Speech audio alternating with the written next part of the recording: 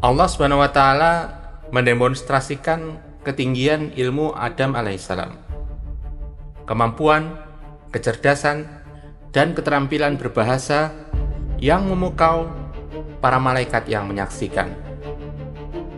Azazil berkata dalam hatinya, "Itu adalah demonstrasi yang kuno. Tidak ada apa-apanya dibandingkan dengan keilmuanku yang tinggi. Itu hanya karena Allah mengajarkan kepadanya saja. Jika tidak diajarkan, maka dia tidak akan bisa tahu."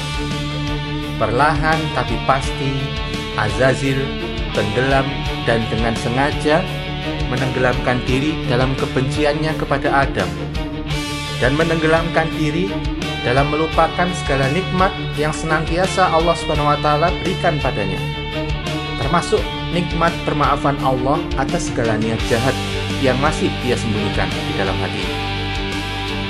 Hingga Azazil sampai pada suatu titik di mana ia dengan sengaja dan dengan kesadaran yang sesadar-sadarnya untuk melupakan seluruh nikmat Allah Subhanahu wa Ta'ala, untuk menyangkal seluruh nikmat Allah Subhanahu wa Ta'ala yang telah Allah berikan padanya, untuk melupakan seluruh ajaran-ajaran kebajikan dan perintah-perintah kebaikan yang telah diajarkan oleh Allah kepadanya, semata-mata hanya karena dia tidak menerima bahwa bumi akan diserahkan kepada seorang makhluk baru.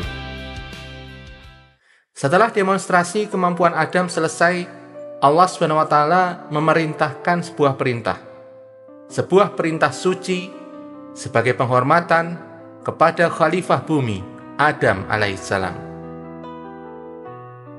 "Kalian semua bersujudlah kepada Adam." Sebuah perintah yang penuh kasih sayang Allah kepada seluruh hambanya. Penghormatan kepada khalifah yang baru diangkat ini dan membuktikan kemampuannya di hadapan para malaikat.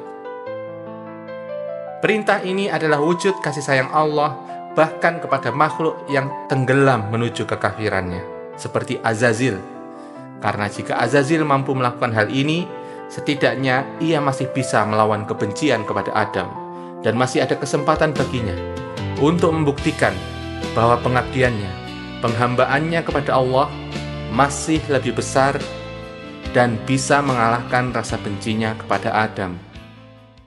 Tapi Azazil telah mengambil sikap, dan ia telah mengambil sebuah jalan.